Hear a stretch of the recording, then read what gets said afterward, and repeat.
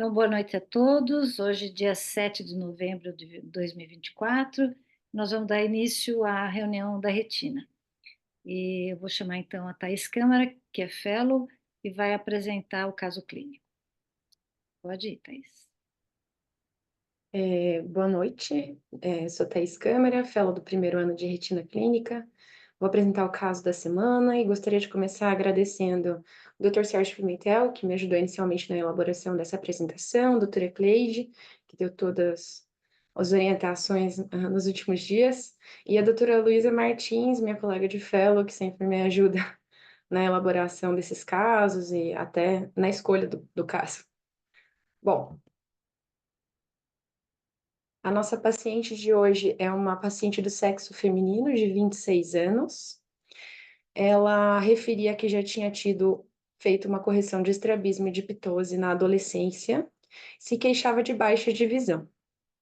No exame, ela tinha uma redução de abdução bilateralmente, a melhora acuidade visual de 0,2 sem correção em ambos os olhos, uma refração que apontava uma miopia e um astigmatismo, chegando à visão de 0,4 no direito e mantendo a visão de 0,2 no olho esquerdo, e uma biomicroscopia sem alterações relevantes. Aqui eu apresento para vocês a imagem de grande angular do olho direito, a imagem de grande angular do olho esquerdo, uma retinografia focada em mácula e polo posterior no olho direito, olho esquerdo, a autofluorescência do olho direito, do olho esquerdo, o campo visual de ambos os olhos. Aqui o OCT, eu vou apresentar para vocês um corte foveal de ambos os olhos, mas só para deixar apresentado aqui. Esse aqui eu peço desculpas que a gente não ficou cortado o vídeo. Aqui o corte foveal de olho direito e olho esquerdo, no OCT. E o resumo do nosso caso. Gostaria de abrir agora para que quem pudesse comentar as hipóteses diagnósticas e dar sugestão de segmento de conduta, de investigação. Então, a gente tem aqui uma mulher jovem, de 26 anos, que já operou estrabismo e ptose, tem uma baixa de visão de longa data, míope, e com esses achados simétricos na mácula dos dois olhos, um campo visual bastante comprometido. Jorge, Mauro, vocês querem comentar? Ela tem alteração de cores? Ela tem, doutor? Uhum. Vamos chegar nesse. Muito bom. Então, O que você está paciente pensando, jovem, Jorge? Aham. o paciente jovem que tem uma alteração simétrica, até a acuidade visual dela não precisava ser simétrica, mas é bem simétrica dos dois olhos, com uma baixa de visão bem significativa, ela é míope. Não recordo se ela tem fotopsia, e na retinografia poderia dizer que existe talvez uma alteração pigmentar, um aumento da pigmentação ao nível foveal, mas não está muito nítido a retinografia foveal.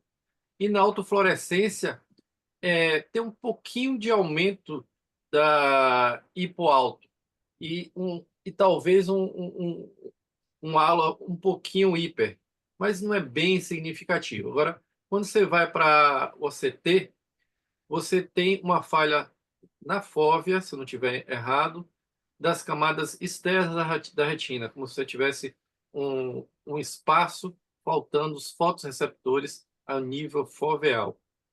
E aí, por ser simétrico, ser jovens, com essas alterações, eu pensaria numa distrofia retiniana hereditária ou alteração. Se você pensasse, uma alteração por toxicidade, está muito simétrico. Toxicidade medicamentosa às vezes não é tão simétrico dessa forma. Podia-se pensar naquele espaço como um descolamento seroso da fóvea, mas é muito simétrico, muito regular.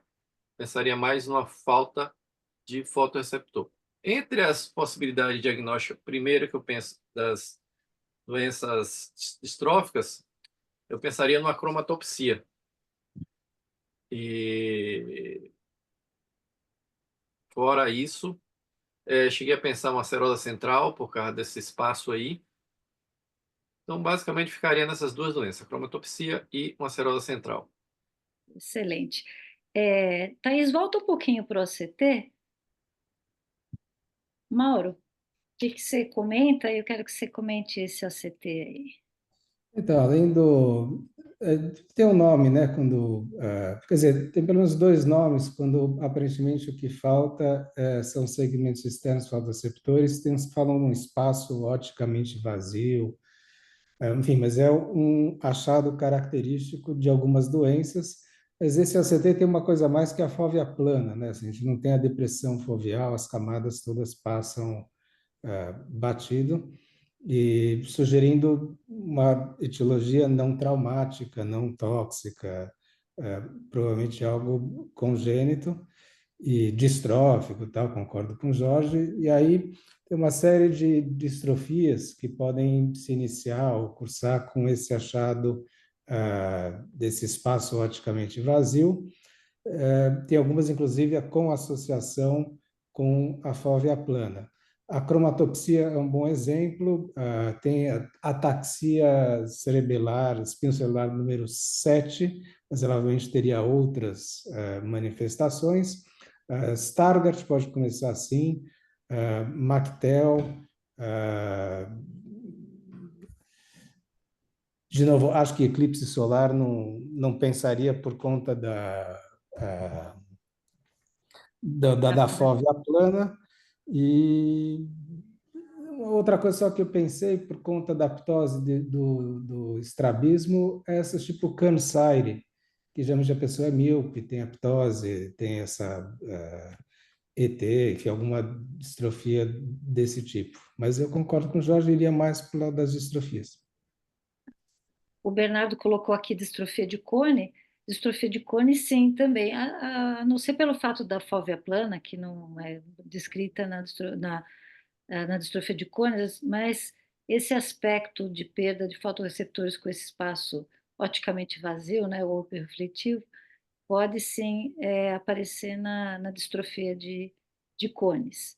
Só a fóvea plana que não faz parte do quadro, mas entra muito bem no diferencial. Bem lembrado, então, Bernardo. Alguém quer fazer mais algum comentário? Doutora Acho que tá Cleide, a aí. maculopatia por poppers, acho que é poppers, né? Aquela substância recreativa, enfim. Tudo bem que não teria fóvea plana, mas acho que seria um diagnóstico diferencial Isso, exatamente importante. como a maculopatia solar, né? Porque elas aparecem do mesmo jeito. Então, também dá uma falha na linha da zona elipsoide, e realmente é assim, a não ser pelo fato de que a fóvea plana sugere muito uma doença congênita. Mas sim, é igual a maculopatia solar do ponto de vista de OCT, né? Antecedentes. Bom, a gente vai seguir. Então, Gilberto, a Thais vai mostrar o resto da história do paciente. Bom, a gente seguiu com uma informação que eu ocultei aqui de vocês para tentar dificultar um pouquinho, mas que acho relevante falar, é que essa paciente ela tinha essa queixa de hemeralopia e de dificuldade para distinguir cores, tá? Então, como o Dr. Jorge perguntou, sim, ela tinha essa dificuldade, e a gente deu seguimento na investigação, o pessoal da equipe da visão normal realizou os testes de triagem para dificuldade da visão de cores, e realmente ela tinha um Ishihara e um painel 16 alterado, né? Que é esse exame em que a gente, não sei se vocês vão conseguir ver a minha seta na tela, a gente coloca alinhada as cores de acordo com o que já é pré-estabelecido no teste, e o paciente ele tem essas pecinhas de baixo embaralhadas e ele tem que parear, o certo seria ele parear as cores iguais, né? E foi dessa forma que a paciente fez. Quando a gente faz a análise desse exame, deveria seguir aqui um padrão circular mesmo, e no caso dessa paciente, a gente vê que não teve esse padrão, né? Ela tinha bastante dificuldade na distinção das cores. E seguimos com a solicitação de um ERG, o ERG de campo total e o ERG multifocal. E aí eu abro novamente para os doutores, se alguém quiser comentar os achados do eletroretinograma e se alguém quiser pontuar aí o nosso diagnóstico.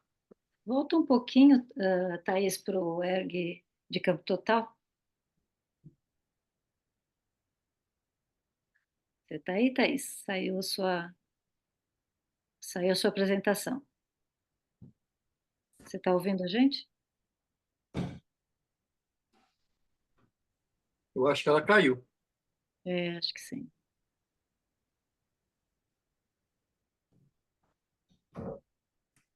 Alguém consegue falar com ela? Vou tentar falar com ela aqui, professor, só um instante. Tá.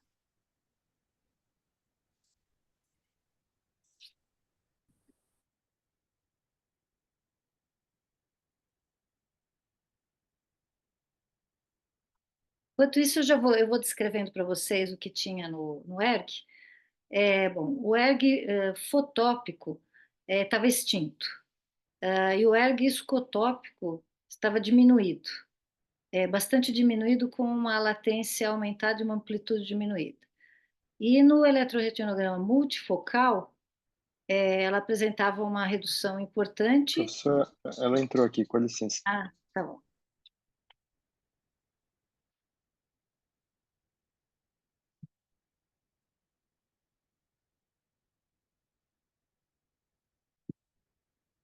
Oi, desculpa. Acho que caiu meu acesso. Voltou, né? Voltou, Desculpa. mas a apresentação ainda não. Vamos Fica com a voltar. gente. Oi? Foi. Desculpa. Sim. Então, volta um pouquinho no ERG de campo total. Aqui. Aí, como eu mostrei, o fotópico está extinto, o escotópico diminuído, e pode seguir. E no multifocal ela tem uma redução difusa, mas ela tem uma pequena preservação da área bem central, mas um comprometimento importante, tanto central como mais periférico, nos dois olhos, um pouquinho pior no olho esquerdo.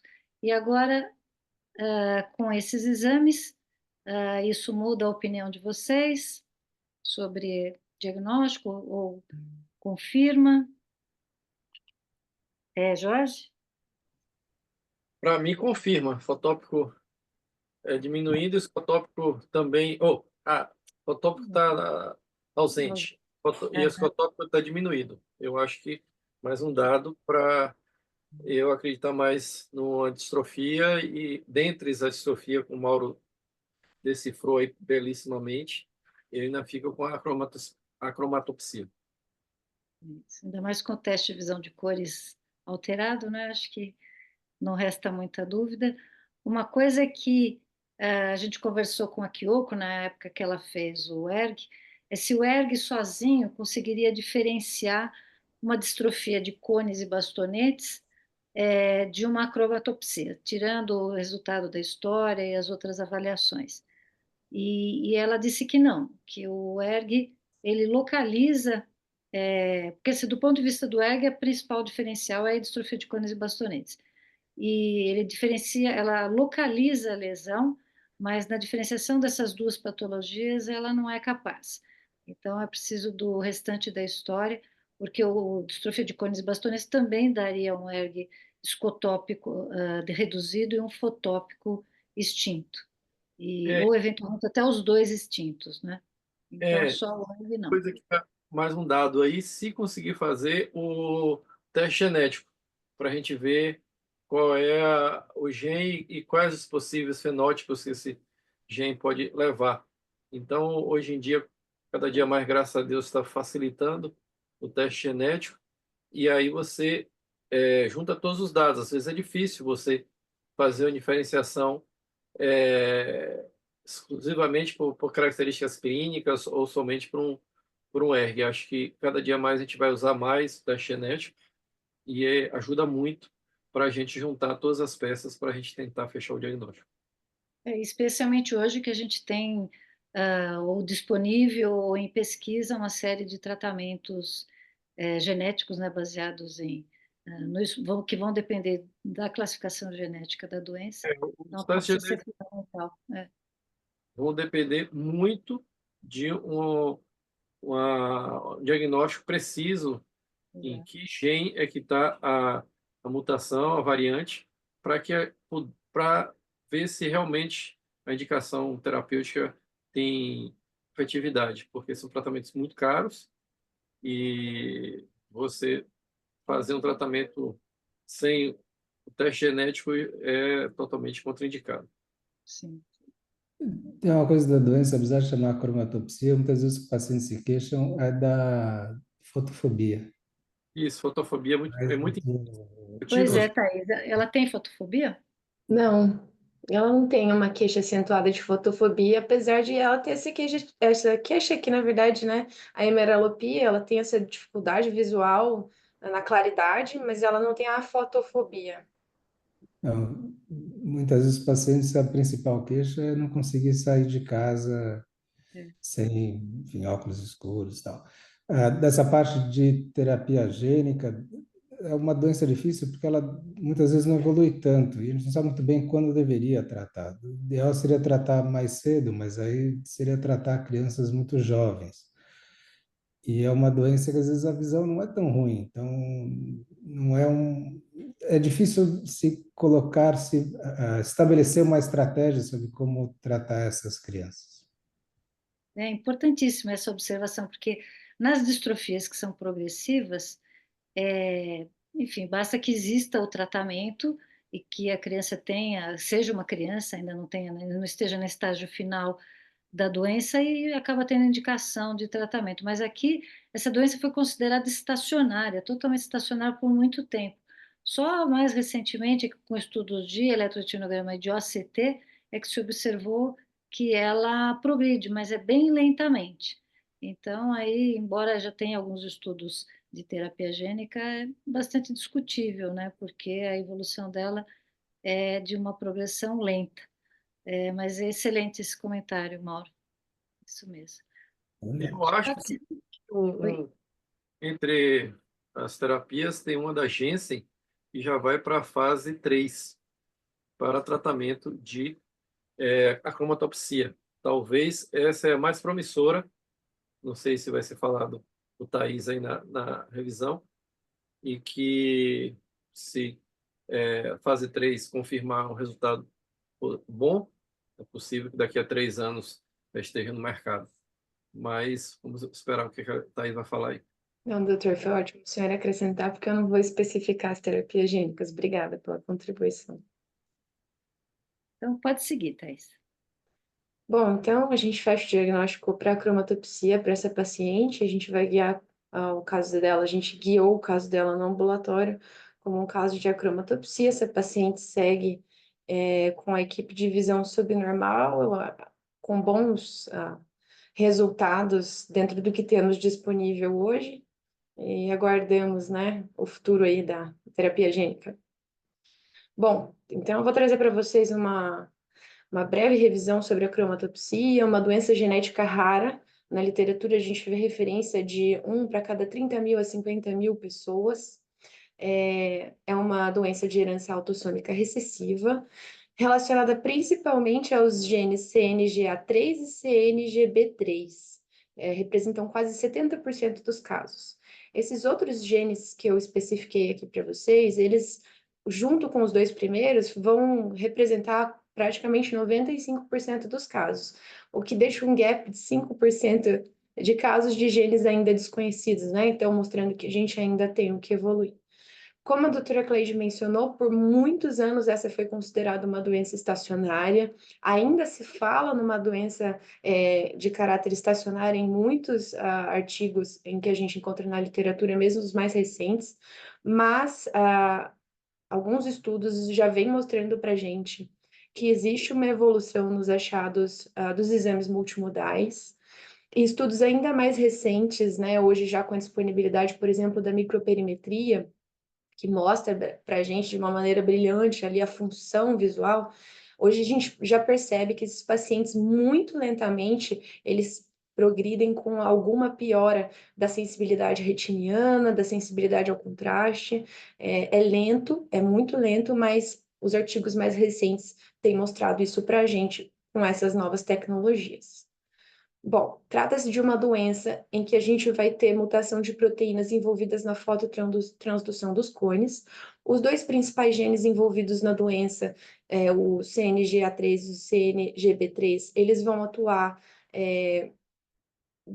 alterando a condução dos canais iônicos dependentes de GMP cíclico na membrana plasmática do segmento externo dos fotorreceptores, mas a gente também vai ter os outros genes que eu mencionei ali de menos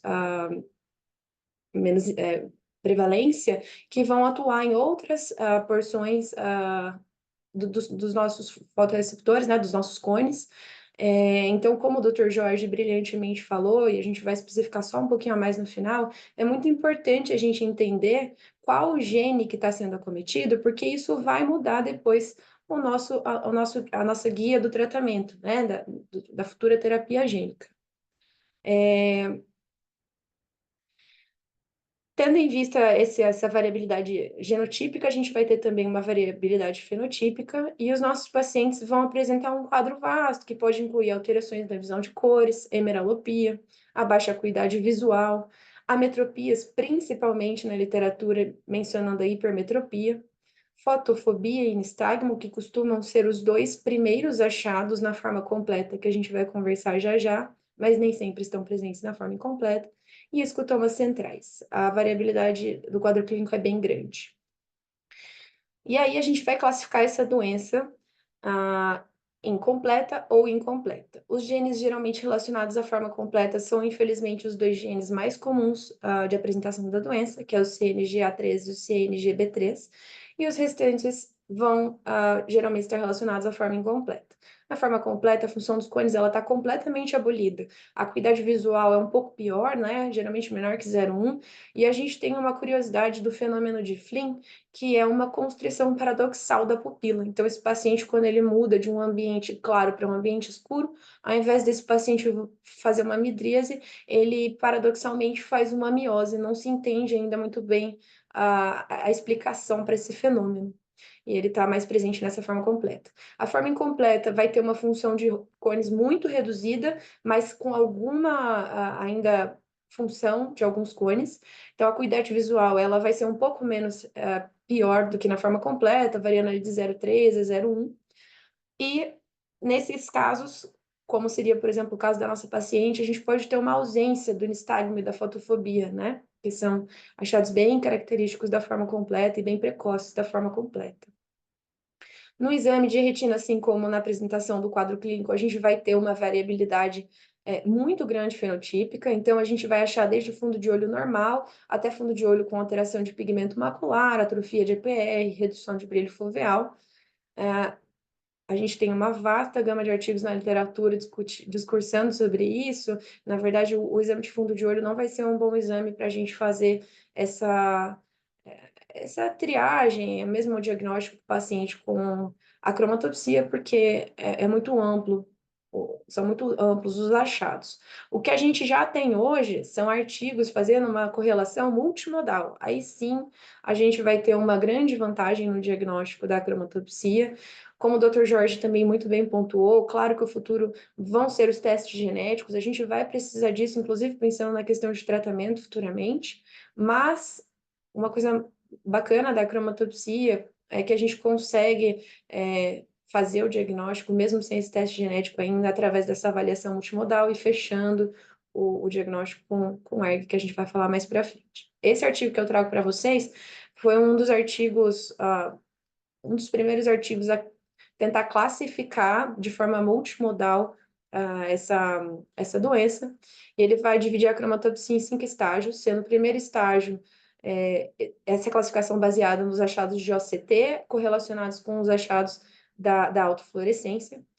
E o estágio número 1 vai ter uma zona elipsoide contínua, tá?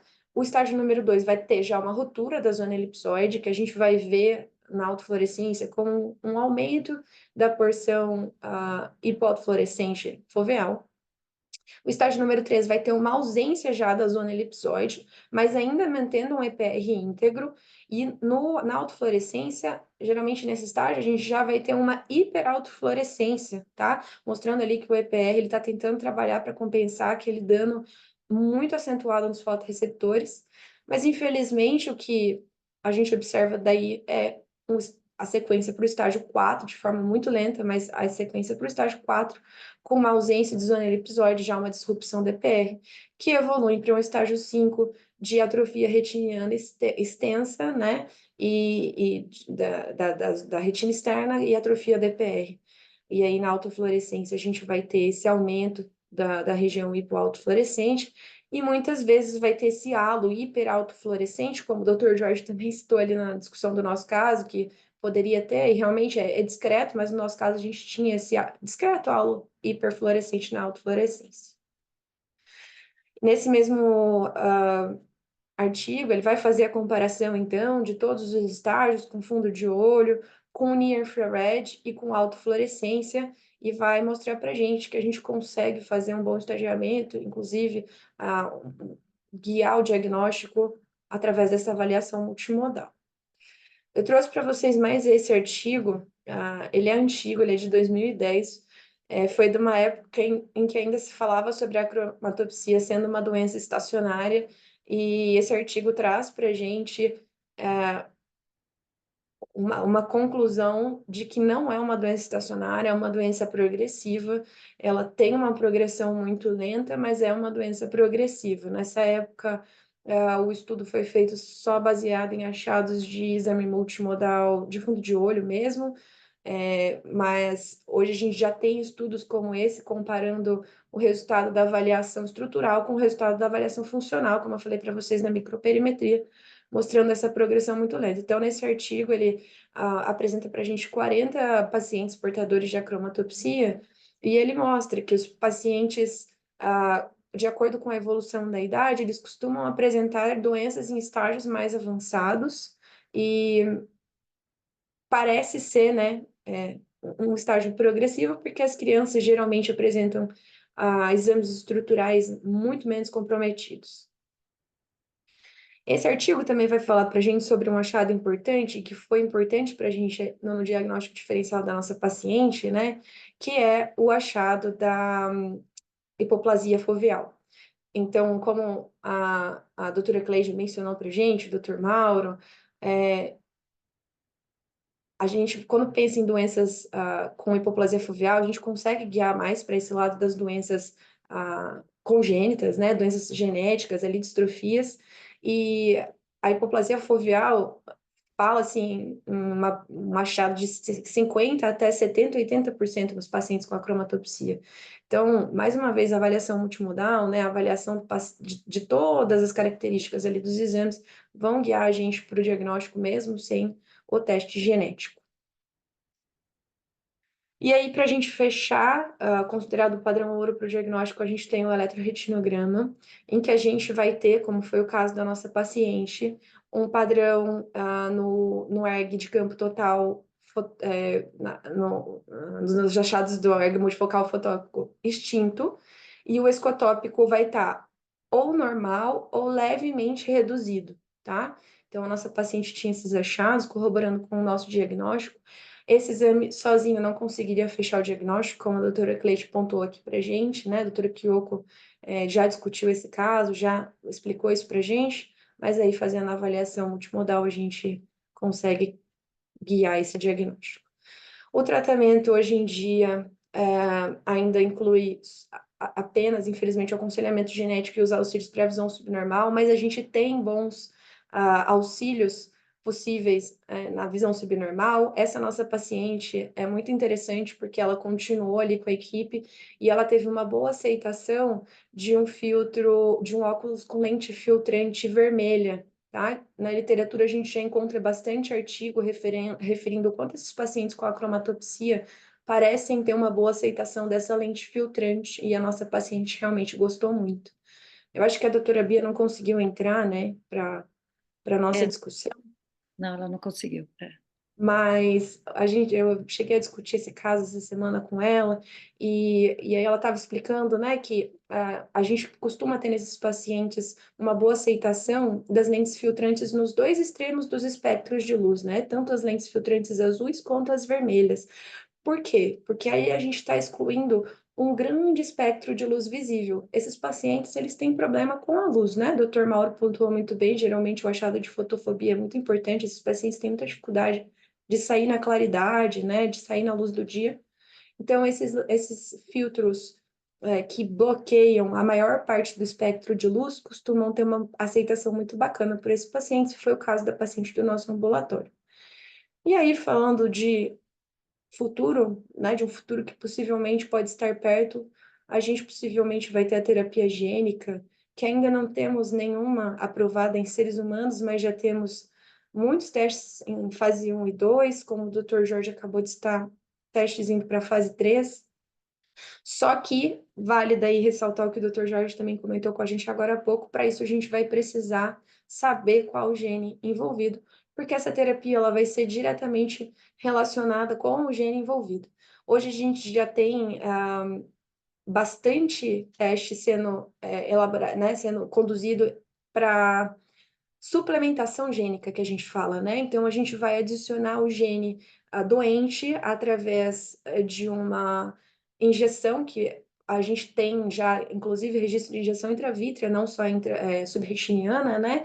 E aí um carregador que geralmente é o adenovírus vai levar esse gene faltante ali para a retina dos nossos pacientes, na tentativa de deixar que o cone funcione melhor. Aí, como a doutora Cleide falou, a importância da gente entender hoje que essa não é uma doença estacionária, infelizmente ela tem uma progressão, e talvez a gente entender que dependendo do estágio em que a gente faça também a terapia gênica, a gente pode não obter bons resultados, né? Tem um artigo que ele não é nem de oftalmologista, um artigo de genética lá dos Estados Unidos, é bem bacana, falando isso, que pode ser que chegando no estágio 5, a gente já não consiga mais fazer essa terapia gênica como tem sido feito nos testes, né? A gente precisa fazer com células tronco, implantar células tronco, não se sabe, porque na verdade no estágio 5, por exemplo, o paciente ele já não vai mais ter cone, para a gente mudar a função do cone, né? Já atrofiou, a gente já perdeu aquele cone. Eu acho que é isso. Eu só queria trazer para vocês aqui como um complemento final a indicação desse livro, que é A Ilha dos Daltônicos. Então, quando eu optei pela apresentação desse caso, que foi tudo muito rápido, eu acabei comprando esse livro para ler. O Oliver Sacks é um neurologista americano, ele já faleceu em 2015, mas ele deixou uma gama gigantesca de livros muito legais. Ele traz para a gente relatos de casos dele, só que de uma forma que o leigo consegue entender, a gente consegue entender também. E no caso desse livro aí, ele traz 2 contos. Um dos contos é sobre uma ida dele para uma ilha na Micronésia, em que existem a proporção de daltônicos é muito maior do que no restante do mundo. É uma ilha muito pequena, teve um tufão há muitos anos, dizimou a maior parte da população, muitos casos consanguíneos futuramente, né, depois desse tufão, e aí a incidência de acromatopsia lá foi muito grande. Então ele, que é neurologista, um amigo oftalmologista, e um acromata que trabalhava, né, que era um ativista da causa, os 3 se juntaram, foram para lá estudar, entender um pouco mais, orientar a população, e é um livro muito bacana, eu recomendo. Eu acho que nós, como oftalmologistas, precisamos entender as bases teóricas das doenças, mas entender também a experiência do paciente estimula a gente a entender melhor a doença, a entender melhor as possibilidades de tratamento. E aí, pensando nisso, eu gostaria de mostrar rapidamente um minutinho desse vídeo no YouTube, desse paciente que, deixa eu ver aqui se eu consigo, só um minutinho, que ele tem acromatopsia. Só um momento.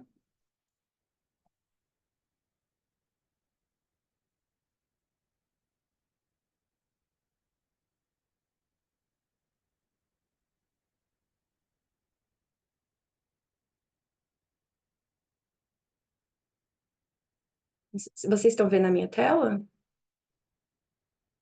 Sim. Então, vou mostrar aqui.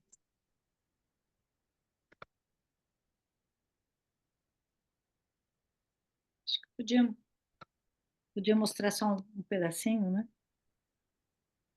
Está sem som. Eu acho que, só para não estender muito, eu acho que vale a pena depois.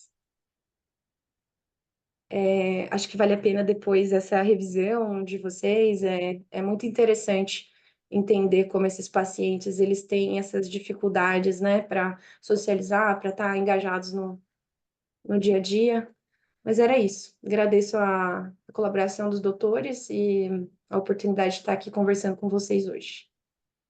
Excelente, Thaís, muito bom, parabéns. Obrigada. Agora acho que a gente pode passar para a imagem da semana, é a Paula Dandara, que é fellow também aqui da Retina, vai apresentar.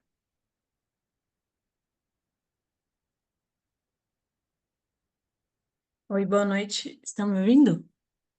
Sim, pode seguir. Bom, eu vou apresentar hoje a imagem da semana. Sou fellow de retina do 2º ano e gostaria de agradecer à doutora Cleide pela ajuda na orientação dessa apresentação. Então, trata-se de uma paciente do sexo feminino com acuidade visual de 20/60 e 20/40 no pinhole, com esses achados no CT, e eu já abro para hipóteses diagnósticas. Então, uma mulher com esses achados bilaterais, comprometendo aí a retina externa. Alguém quer fazer algum comentário, alguma hipótese? Mauro, Jorge, se alguém quiser também escrever no chat. O que a gente está vendo aí? No OCT, a gente tem uma alteração da retina externa desse paciente, com várias. Você tem uma interrupção da elipsoide, e quando vai para a fóvea, você já também tem área de atrofia da epitélio alimentar, com hipertrofia, e uma atrofia das camadas externas, indo até a limitante externa, fazendo aquela crescente, ou seja, a caída da limitante externa, desabamento da limitante externa. No lado direito parece ter uns depósitos também na retina externa, lembra um pouco como se fosse um depósito drusenoide subretiniano-like, né? Parecendo um depósito que também tem parecendo uma drusa, mas é mais um depósito do lado esquerdo, com área de hipertrofia e atrofia da epitélio pigmentar também no lado esquerdo. Você vai. Essa foto aqui é infrared, se não estiver errado. Você vê que tem alterações parecendo um mapa da epitélio pigmentar, né? Parecendo que ele vai concentricamente em direção ao nervo óptico, algumas alterações do epitélio pigmentar. E não sei se eu estou vendo coisa demais, tem um descolamento da halóide posterior e talvez uma ou duas células aqui do lado direito, do lado esquerdo, não consigo ver nenhuma célula, não.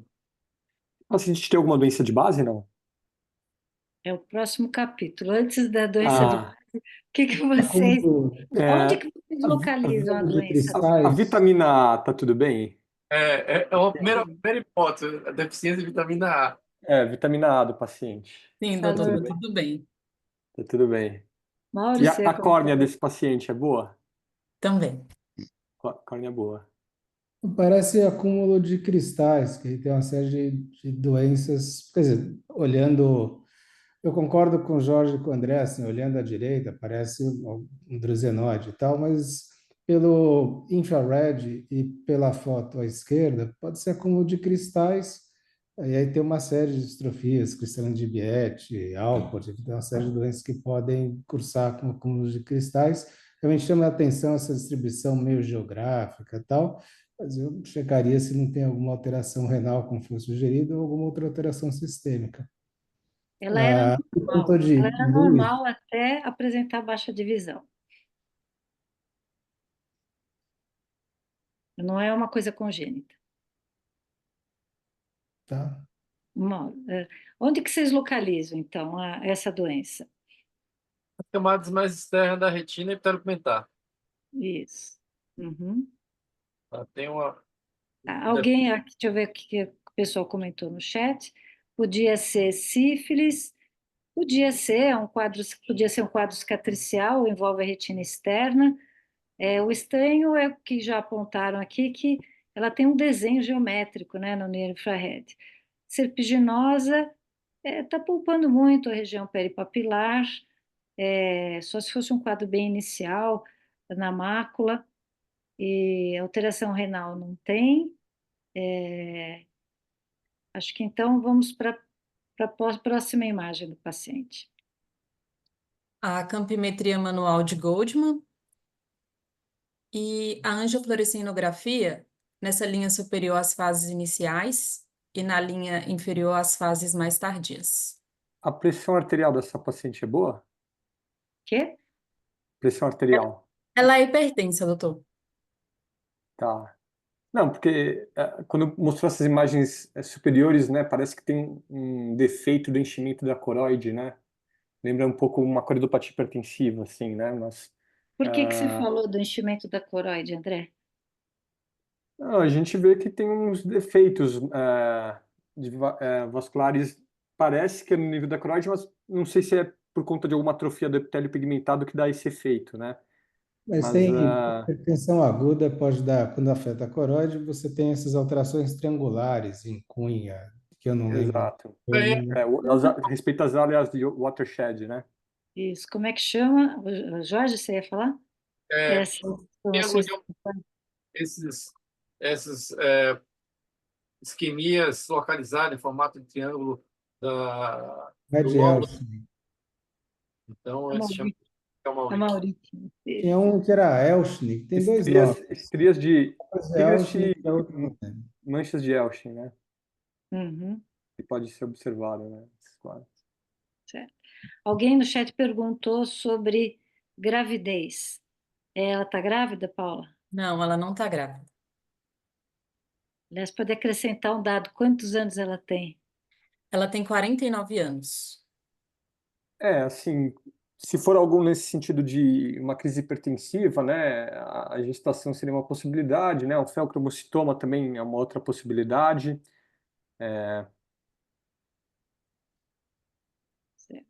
Então, a hipótese de vocês é que ela tenha feito uma oclusão, ou por hipertensão arterial, ou por outra causa, uma oclusão da coroide, né, nesses triângulos, e que aí tenham levado àquela alteração da retina externa, né? Só que ela na retina, ela não tem sinais de retinopatia hipertensiva, né? Assim, talvez eclâmpsia, uma coisa que fosse Aguda, né? episódica. É. Mas ela não está grávida, tem quase 50 anos. Acho que tem mais uma foto, né? Pode A seguir. foto da evolução. Ah, tem mais, pode seguir, Sim. pode seguir. Então, aqui a retinografia de grande angular de ambos os olhos, a autofluorescência de fundo. As imagens que eu mostrei inicialmente, de OCT na linha superior e de 10 anos de segmento na linha inferior, já com 20/100 de visão no olho direito e 20/30 no olho esquerdo.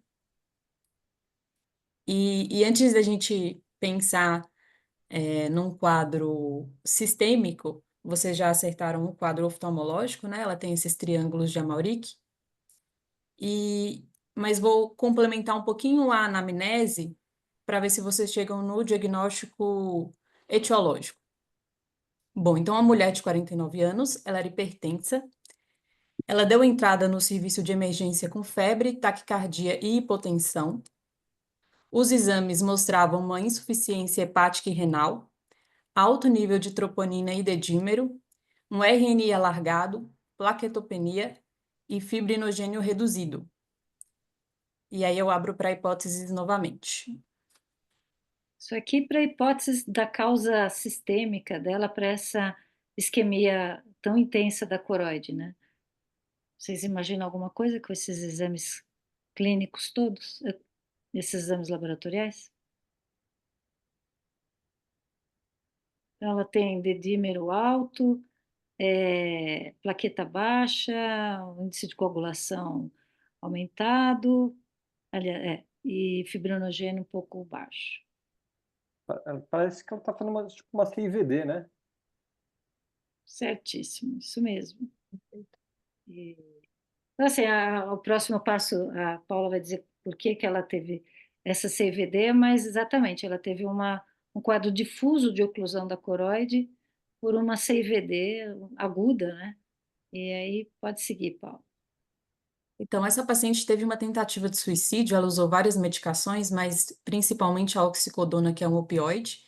Ela foi entubada por insuficiência respiratória aguda, já com choque séptico na avaliação inicial, com foco pulmonar por uma pneumonia aspirativa, e ela evoluiu com síndrome de disfunção de múltiplos órgãos e CIVD, como o Dr. André falou. Ela sobreviveu e depois de uma semana da extubação, ela queixou-se dessa visão turva em ambos os olhos quando foi, então, diagnosticada com essas alterações oftalmológicas. Esse foi um artigo publicado esse ano no Retinal Cases sobre essa síndrome de disfunção de múltiplos órgãos e CIVD causando esses infartos de Amauric extensos na retina. Então é isso, vocês foram muito bem.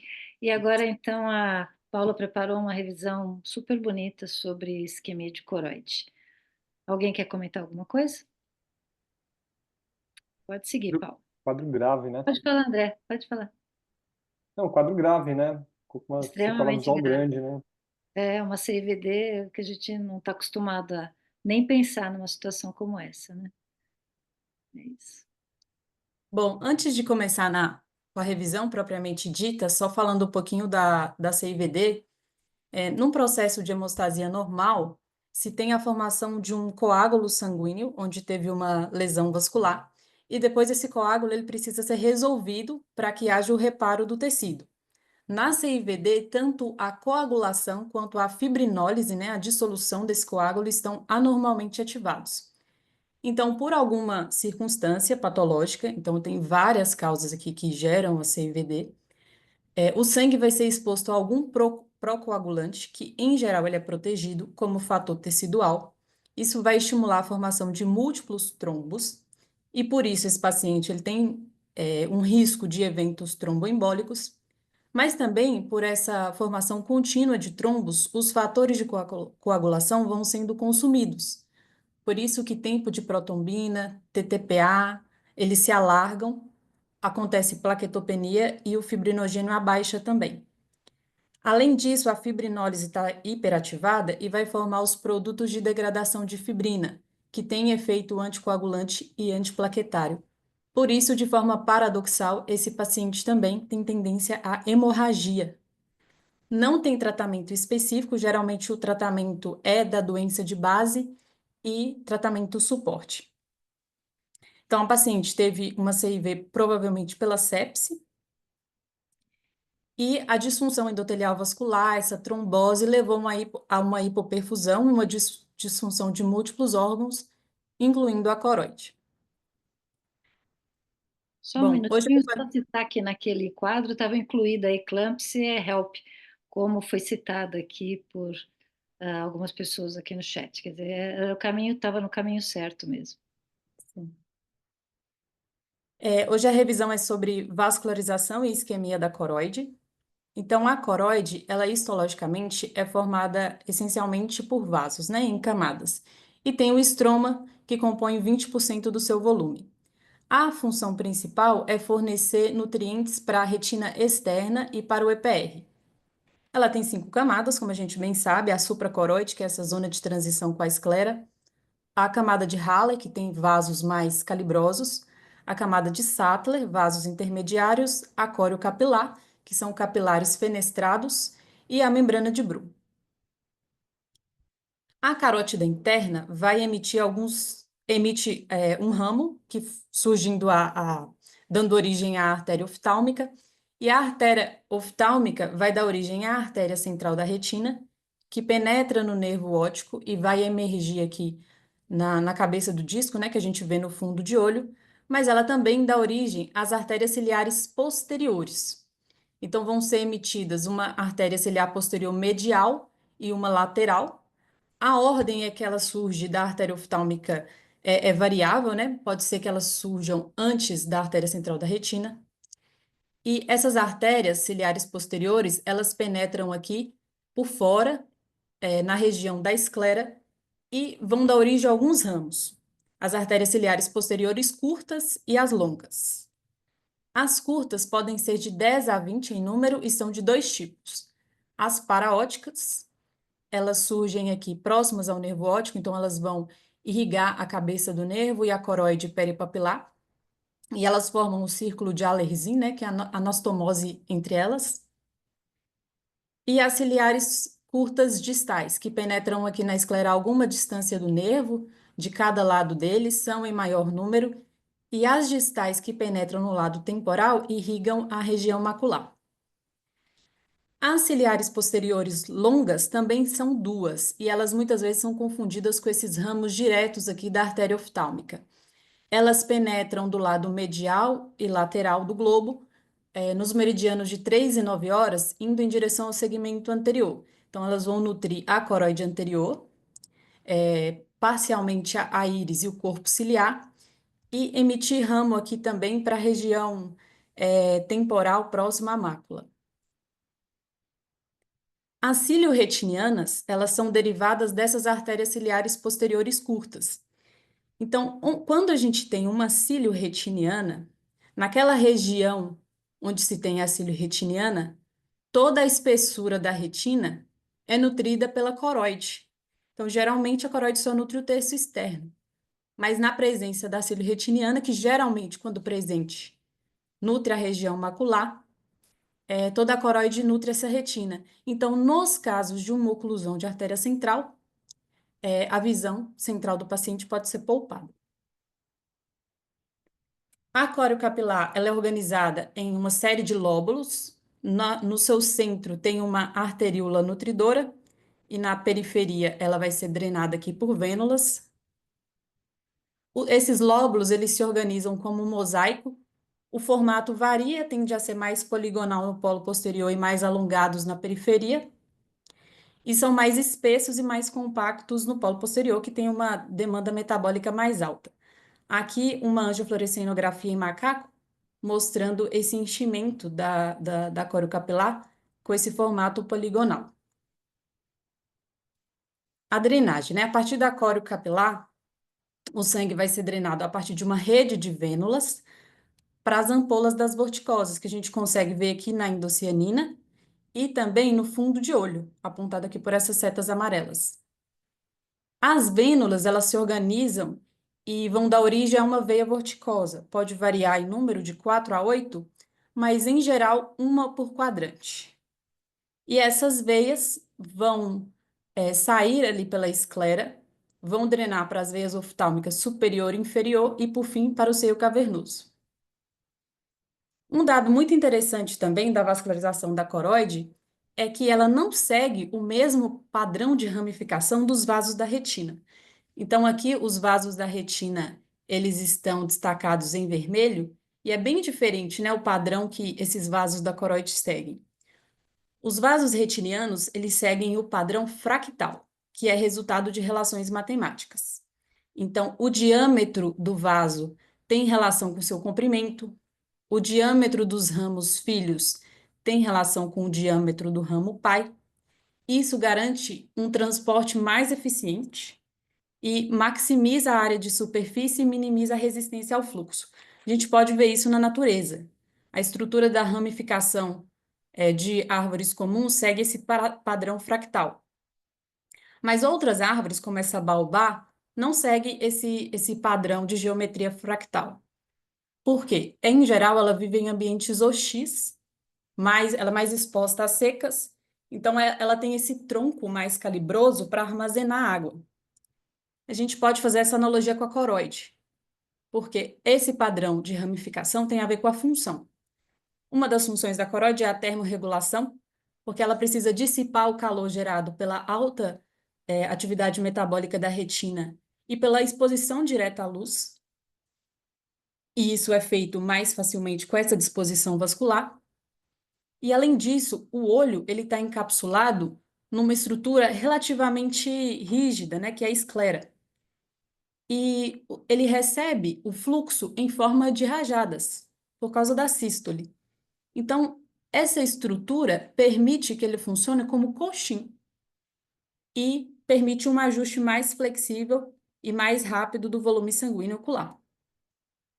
Então, essa ausência de padrão fractal, ela é ideal para a função da coroide seja exercida adequadamente, mas ela torna a coroide menos eficiente numa distribuição mais uniforme do fluxo sanguíneo. As zonas de watershed, como os doutores falaram também, são áreas de fronteira entre os territórios de duas artérias. Então, por exemplo, a zona de watershed entre aquelas artérias principais a medial e lateral ramos da oftálmica, em geral ela se dá aqui na região do feixe papilomacular, pode ter alguma variação anatômica. Aqui, áreas de watershed entre as ciliares posteriores curtas e entre as vorticosas. A importância dessas watershed é que são áreas de vascularização mais pobres, elas são preenchidas mais tardiamente, então elas são mais vulneráveis a processos isquêmicos. Bom, as artérias ciliares posteriores curtas e longas, na verdade, elas são vasos de menor calibre, elas são arteríolas. E cada uma supre a coroide em um formato muito peculiar, em formato de cunha. Então, o ápice aponta para a região macular e a base aqui para o equador. Então, quando se tem uma hipoperfusão ou um infarto dessa artéria ciliar, pode-se dar origem ao sinal triangular de Amauric. Em geral, até 1 hora depois do evento isquêmico, não se vê alteração no fundo de olho. Depois de 18 a 24 horas surgem essas manchas esbranquiçadas, né, em forma triangular, nem sempre é perfeito assim. E depois de 2 a 3 semanas já começam processos de cicatrização e alteração pigmentar. Como o doutor André falou, a princípio, essas áreas elas são hipofluorescentes e depois elas se tornam hiperfluorescentes por defeito em janela mesmo, porque o EPR é nutrido pela coroide, essa coroide está isquêmica e esse EPR pode sofrer necrose, então fica essa hiperfluorescência por defeito em janela. Também foram citadas as manchas de Elschin, que são áreas de isquemia focal, são lesões amareladas a nível do EPR. São lesões de isquemia menores, assim, de arteríolas ou capilares, e elas são bem comuns na coroidopatia hipertensiva, né, na hipertensão maligna. E as estrias de Sigrist, que são necrose fibrinoide, então surgem essas alterações pigmentadas aqui ao longo do curso das artérias coroidais obstruídas. Bom, o diagnóstico diferencial de isquemia da coroide é bem amplo. Além de coagulopatia sistêmica, tem a hipertensão maligna, lúpus, arterite de células gigantes, epiteliopatia pigmentar placoide, como foi falado no chat também, é uma causa. E aqui alguns exemplos, né? Uma mulher de 90 anos com infarto de coroide bilateral secundária à arterite de células gigantes. Você tem a amostra cesáreas de exclusão capilar. Aqui, na seta amarela, na verdade, são artefatos de projeção do plexo superficial. E percebam que nas fases mais tardias começa a ficar hiperfluorescente, as áreas infartadas. Um caso de um homem de 35 anos com dissecção traumática de carótida, né? Como o acometimento foi na carótida, ele teve tanto uma oclusão da artéria central, essa mácula em cereja, quanto áreas de exclusão aqui da coroide, áreas triangulares de infarto, e na periferia o triângulo de Amauric, né? Nas fases mais tardias. Um caso de uma menina de 7 anos com hemorragia retrobulbada, para ver que é a proptose no olho direito. Ela teve oclusão de uma cílio retiniana e na periferia nasal aqui os triângulos de Amauric. E um caso de uma mulher com hipertensão maligna e nefropatia associada ao lúpus. Ela tinha várias lesões amareladas, hiperfluorescentes. Descolamento seroso é muito comum nessas condições também, porque o EPR vai falir como bomba, né, e leva a esse acúmulo de fluido subretiniano. E essas áreas de infarto da coroide na periferia nasal. Bom, mas acho que nenhum exemplo é tão característico como esse caso. Na verdade, isso se deve não só a CIV, mas essa síndrome de disfunção de múltiplos órgãos. Essa paciente precisou de suporte adrenético exógeno. O artigo também coloca que ela teve crise hipertensiva secundária à insuficiência renal aguda. Então, são vários mecanismos que explicam, né, esse infarto da coroide a nível micro e macrovascular, levando a essas alterações tão exuberantes. Era isso, pessoal. Muito obrigada pela atenção. Espetacular, Paula. Linda aula. Parabéns. Obrigada. E agora, para apresentar o artigo, o Gustavo Ruth já pode compartilhar a tela. E enquanto ele compartilha, é um artigo, ele é simples de ler, mas ele trata de um tema importante ultimamente que a gente está vendo a testagem de uma série de drogas para o tratamento da atrofia geográfica. É um grupo japonês, esse é o terceiro artigo, pelo menos do que eu encontrei, terceiro artigo deles que trata desse tema. Eles observaram que na população do Japão existia um grupo de atrofia geográfica que evoluía de forma mais lenta do que o que era relatado entre os pacientes que eles chamam de brancos. Eles foram observar e eles tinham plaque coroide, não tinham drusas, então eles dividiram a atrofia geográfica entre a atrofia geográfica da plaque coroide para diferenciar do que eles chamaram de atrofia geográfica convencional. E eles observaram que essa evolução nesses pacientes do plaque coroide era muito mais lenta.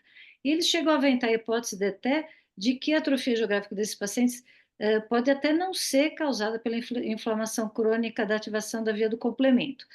E que pode ter outra fisiopatogenia, enfim, eles não sabem, fizeram um estudo genético, eles encontraram uma incidência muito menor do gene ARMS2 do que na população com atrofia geográfica convencional, mas o CFH estava igual, então, assim, eles não sabem exatamente se esse grupo é simplesmente o resultado da isquemia da compressão pela camada de Haller na placa coroide ou se realmente é parte da DMRI, e eles sugerem, então, que esses pacientes sejam incluídos nos próximos estudos para drogas de atrofia geográfica de forma separada para avaliar os efeitos nesse grupo.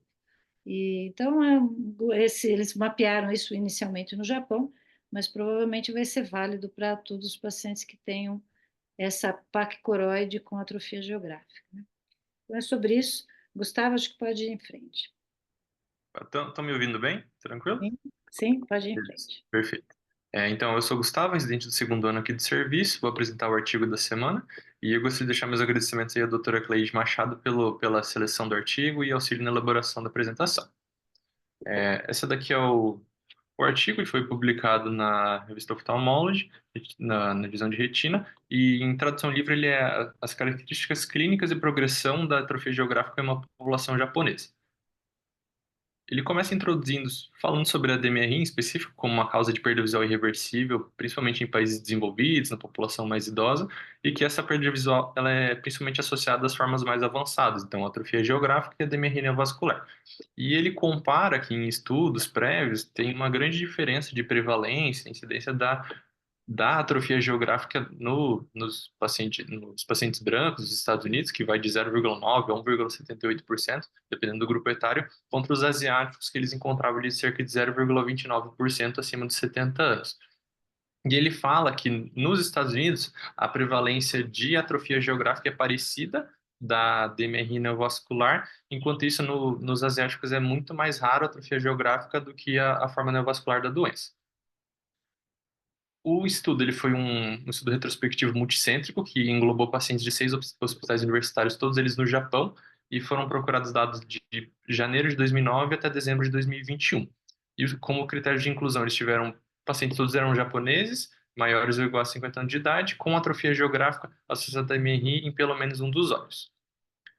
Eles usaram para o diagnóstico os critérios que eles têm pelo guideline japonês, que diziam que a atrofia geográfica tinha que ter um diâmetro de pelo menos 250 micras, com formato geográfico, redondo, oval ou cluster-like, tinha que ser bordas bem delimitadas, tinha que ter uma hipo ou despigmentação DPR e uma visualização clara dos vasos coroidais médios e grandes. E como critério de exclusão, eles colocaram doenças hereditárias, alta miopia, central serosa crônica, lesões traumáticas, ruptura da PR, história de fotocoagulação e membranas neovasculares.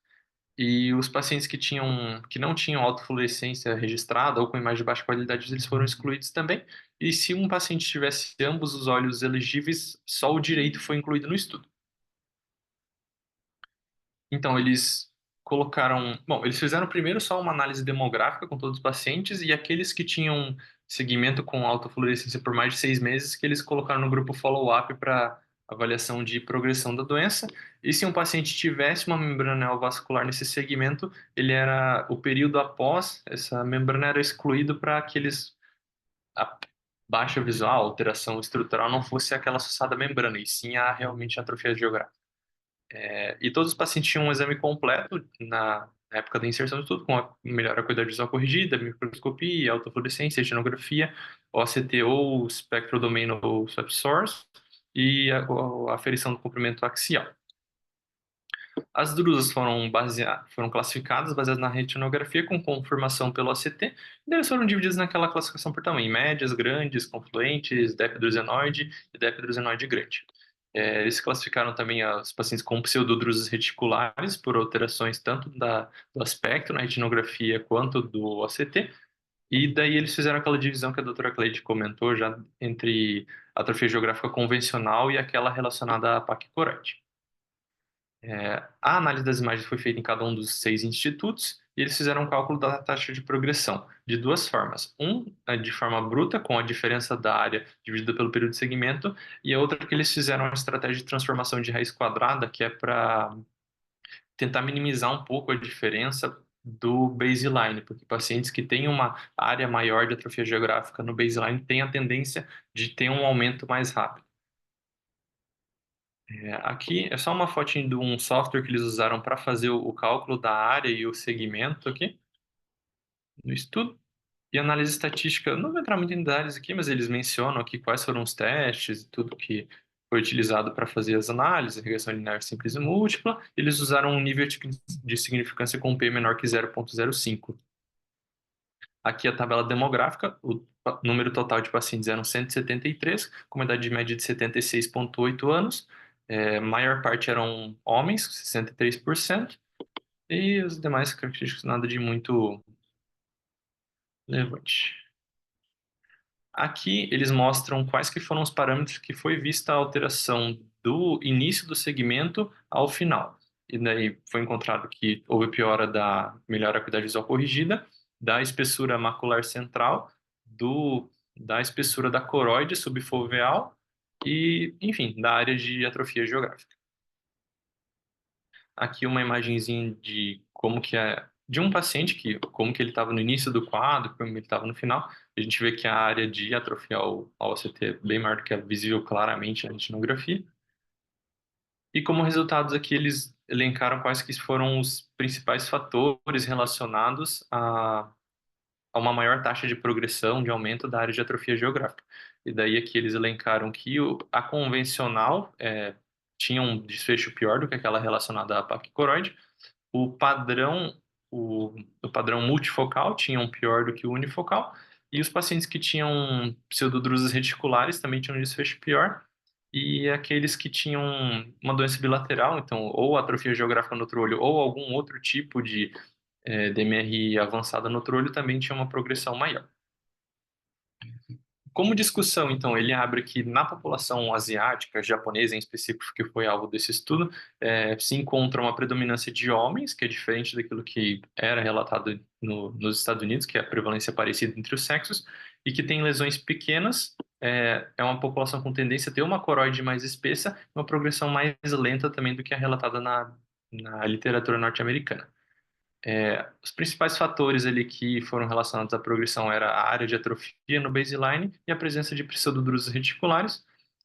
E daí eles relatam que em pacientes com o desenvolvimento de membranas neovasculares tem também uma associação com a espessura de coroide nessa população aí. E daí aquilo que eu já mencionei antes, que eles tentaram fazer aquela análise por raiz quadrada para tentar ajustar a progressão pelo baseline, e fazendo isso eles encontraram taxas de progressão, de aumento da área de atrofia, mais semelhantes com aquelas que eles tinham, que já se tinha previamente com dados dos Estados Unidos, mas que ainda se era um pouco mais lenta. E que a paquicoroide é um fator específico que, como a doutora Cleide também comentou muito bem no início, pode estar relacionado a um tipo diferente de atrofia geográfica. Como limitações dos estudos, eles elencam que foi um estudo retrospectivo, que tinha uma população exclusivamente japonesa e com um N pequeno, que teve um follow-up só de 101 pacientes, e que a presença de pseudodrusas ali, que foram elencadas como um fator de progressão, pode ter sido subestimada, porque elas são mais difíceis de ser detectadas em fases mais avançadas da doença, como a atrofia geográfica mais extensa. E nesse estágio aqui do estudo, eles ainda não tiveram elencadas informações genéticas dos pacientes que já foram vistos como importantes na progressão, no acompanhamento desses quadros de DMRI avançada, atrofia geográfica.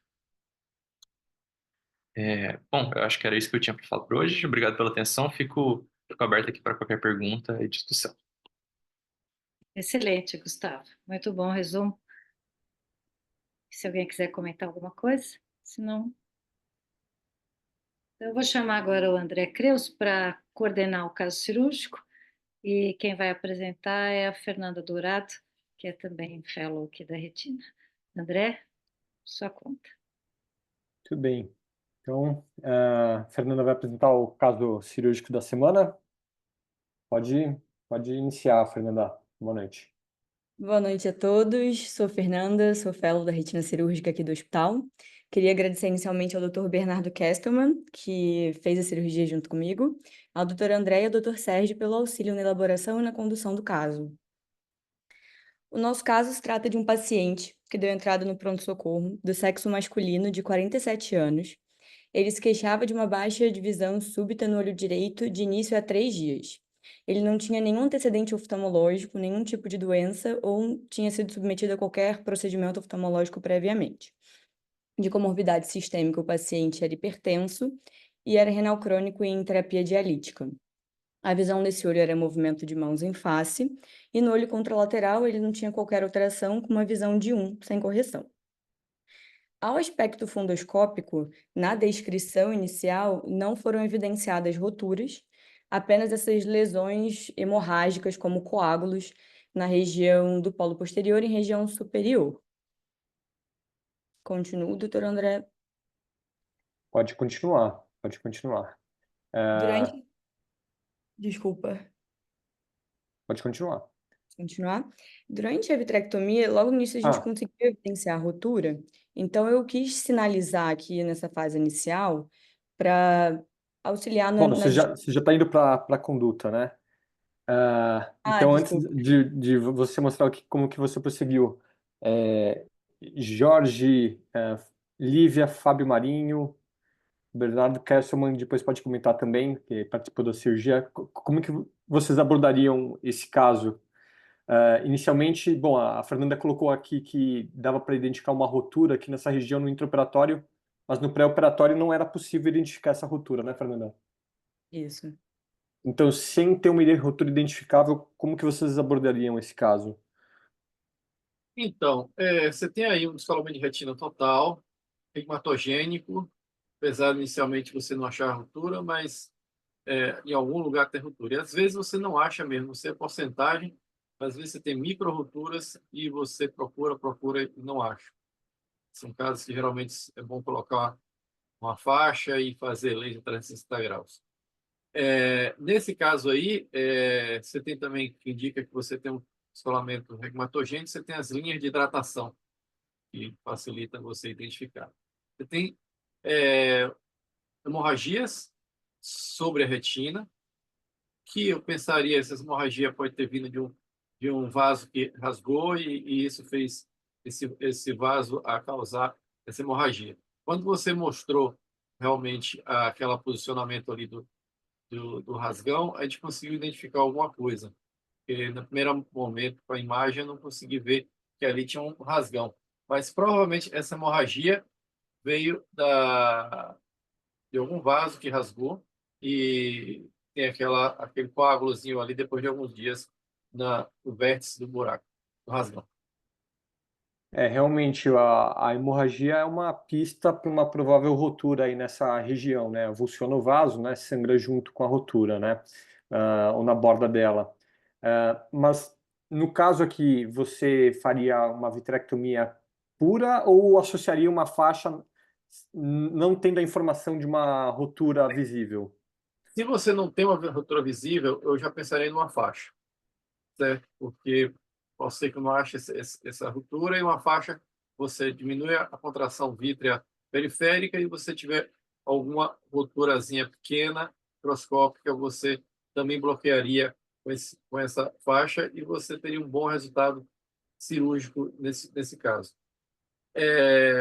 Iria para a vitrectomia, sim, certo? Quando você não acha a ruptura, você ficar só na faixa no banco, eu não gosto, porque você tem mais chance de identificar a ruptura e tratar a ruptura quando você faz a vitrectomia e, através do sistema de imagem, você consegue reexaminar o paciente intraoperatório. Então, eu seguiria com a faixa 360 e a vitrectomia.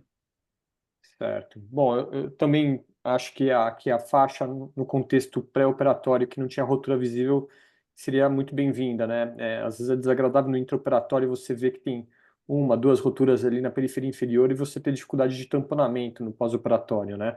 Então, acho que a faixa, num contexto em que a gente não vê rotura, eu acho muito interessante e válido. Lívia, Fábio Marinho, o Bernardo pode comentar depois que mostrar a cirurgia.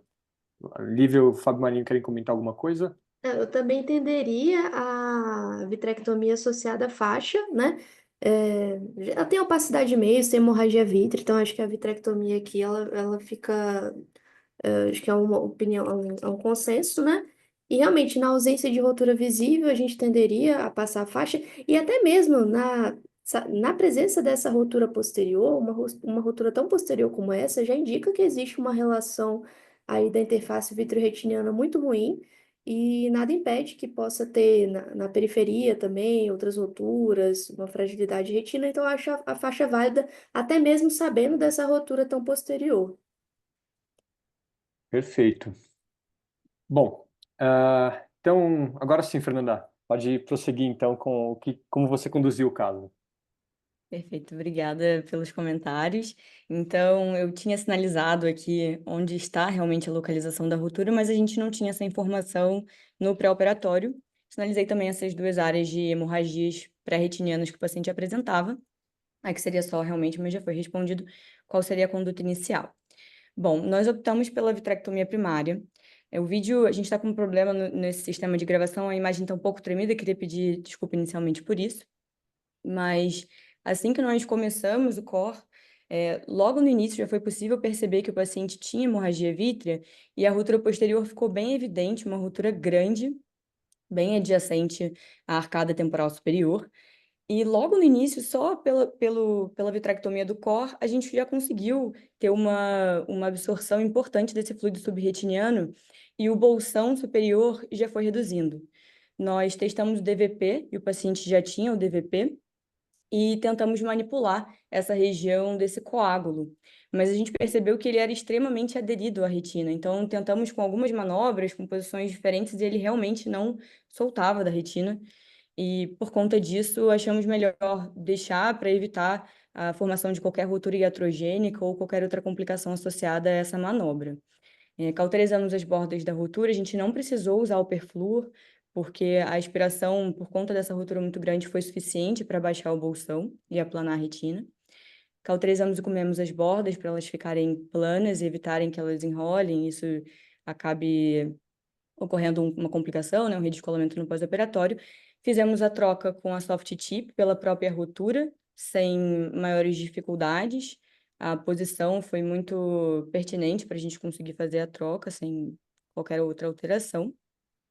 Depois da troca, fizemos o laser nas bordas da ruptura. A gente fez a vitrectomia da base vítrea e não encontramos nenhuma outra ruptura ou nenhuma outra degeneração. O paciente realmente apresentava apenas essa ruptura grande, bem posterior, como foi evidenciado no vídeo e no corte do Daytona. Depois do laser acaba escorrendo, mobilizando um pouquinho de fluido, a gente aspirou um pouquinho depois do nervo e de novo na ruptura, e terminamos com gás, com C3F8 a 16%. Esse é o aspecto do pós-operatório, com 2 semanas de pós. O senhor quer comentar alguma coisa, doutor André, ou eu continuo com o pós-operatório? Não, eu acho que a cirurgia foi bem conduzida. Essas rupturas posteriores, elas podem ter essa vantagem de permitir uma troca sem a necessidade do perfluor, né? Jorge, como que você vê esses casos com rupturas posteriores? A gente consegue, muitas vezes, não utilizar o perfluor, né? No dia a dia, hoje eu diminui muito o uso de perfluor, certo? O perfluor não é uma ferramenta que eu uso constantemente. No começo da minha carreira, eu usava muito perfluor, porque eu queria uma retina muito estável. Só que os equipamentos melhoraram, melhorou bastante. Você consegue fazer uma vitrectomia muito mais segura hoje em dia e não precisa. E aí você vai dizer assim, mas se eu não botar perfluor, vai ficar algum líquido remanescente no polo posterior. Realmente, vai ficar líquido remanescente no polo posterior. Esse líquido vai ser absorvido pelo pigmentado da retina. E se você ver os trabalhos lá do Rajmuni, ele acha que quando você faz a expressão com carbono, você tem mais displacement. Os outros dois motivos de você usar menos perfluor custo. Perfluor é uma ferramenta cara. E a outra coisa é você diminuir a chance, num rasgão tipo esse, se usar o perfluor, a chance de você ter uma bolinha que vá subretiniana e causar um problema infernal no pós-operatório é imensa. Com relação aos rasgões posteriores, ela fez muito bem em comer a borda, porque mesmo quando você não tem um PVR bem evidente, geralmente a borda ela não está muito planeada, você tem algum grau de PVR que talvez você não identifique, e que quando você não faz essa manobra de comer a bordinha da retina, logo nos primeiros dias vai cicatrizando, ela enrola, e aí pode ser um motivo de redescolamento. Usaria também gás. Numa situação dessa, às vezes usa até SF6, você não precisa de muita permanência, porque como é bem posterior, é só fazer posição de cabeça, você vai ficar bem. Esse paciente basta ter gás aí por uns 10 dias, já pigmentou o laser e está perfeito. Mas a cirurgia foi perfeita.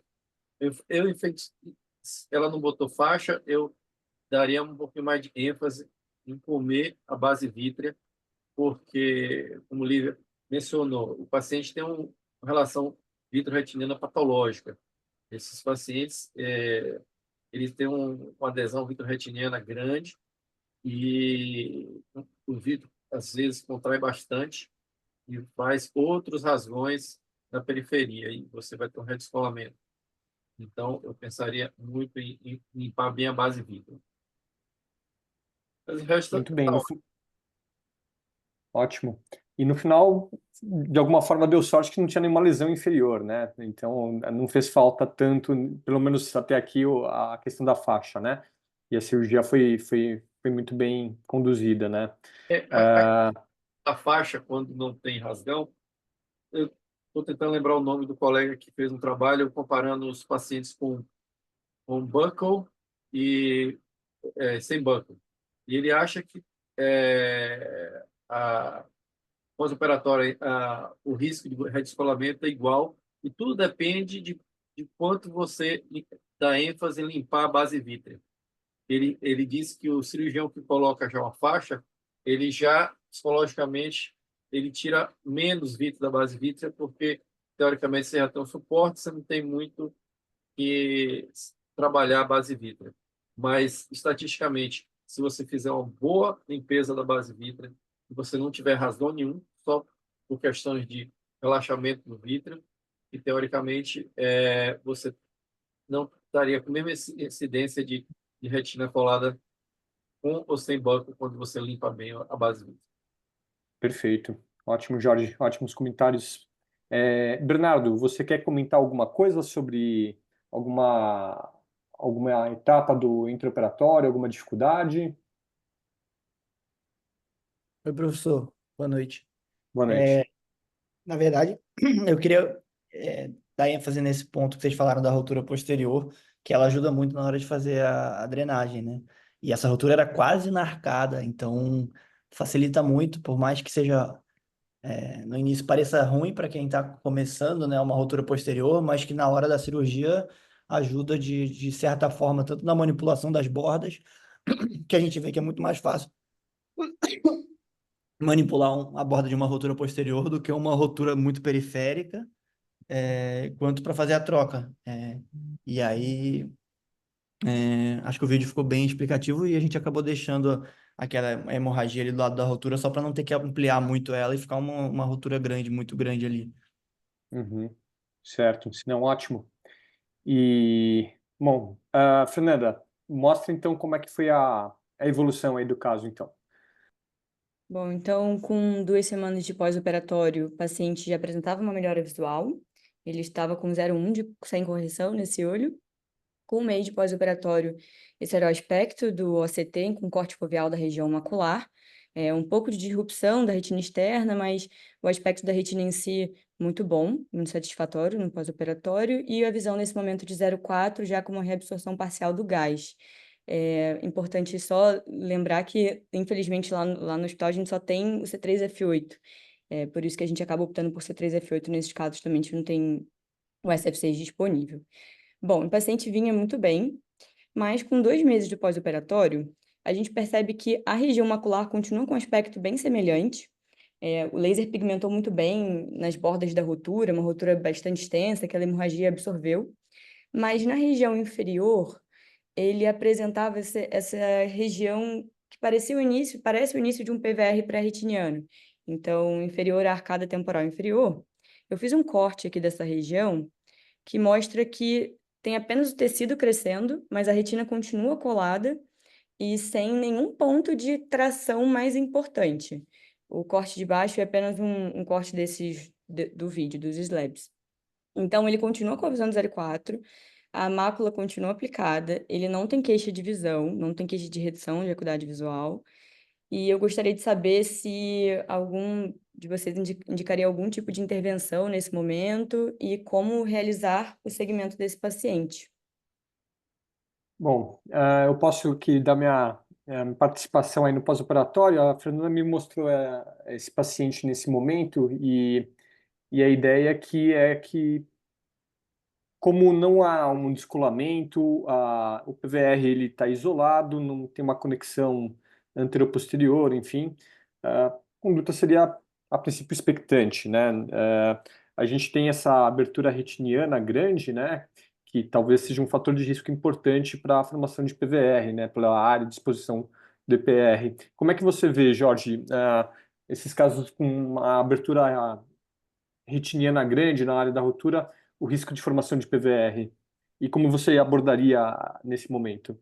Então, só falando de PVR, o PVR geralmente ele evolui durante um período de 2 ou 3 meses.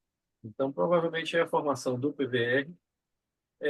PVR ele pode ocorrer de 6 a 20% dos pós-operatórios e é multifatorial, tanto tem fator genético como um dos fatores muito grandes é a área de exposição do peripigmentado da retina. O peripigmentado da retina ele se transforma em miofibroblastos e é um dos componentes dessa membrana, vamos dizer, uma membrana cicatricial de contração. E geralmente, quando você tem algum espaçozinho de aloide posterior que ficou, ele se prolifera mais. Nos casos focais, como você está tendo, é isso aí. E sem descolamento de retina, você vê um tecido epirretiniano, focal, parecendo uma membrana epirretiniana, com algum material hiperreflectivo, mas sem várias traduções em contração de descolamento de retina. Eu não faria nada, porque isso não está interferindo na visão, e provavelmente isso não vai evoluir para um descolamento de retina.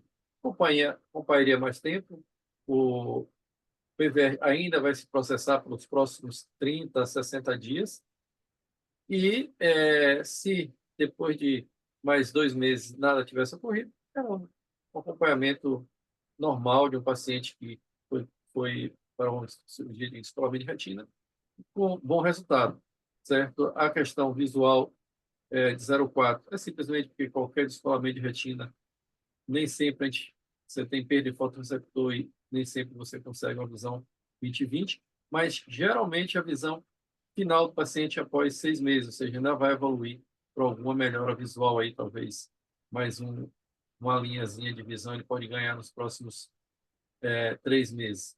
Então, ficaria somente no acompanhamento, enfatizaria só nos próximos 2 meses, eu viria ele uma vez por mês, mas acredito que depois de 2 meses a chance de uma grande contração de descolamento é menor. Não é impossível, mas não teria muito estresse. Eu comentei com a Fernanda que foi publicado um trabalho recentemente que fizeram injeção de triancinolona em casos de pós-operatório de descolamento de retina pós-traumático, trauma penetrante, com o objetivo de diminuir o risco de formação de PVR, e mostrou que nesses casos específicos, então descolamentos de retina após trauma penetrante, a triamcinolona intravítrea teve um papel positivo diminuindo a incidência de PVR, né? Não acho que seja o caso aqui, né? São áreas muito pequenas, localizadas, mas acho interessante comentar desse estudo que eventualmente pode ter algum benefício em algum outro caso específico, né? Especialmente pós-trauma penetrante, né? Lívia, quer fazer algum outro comentário?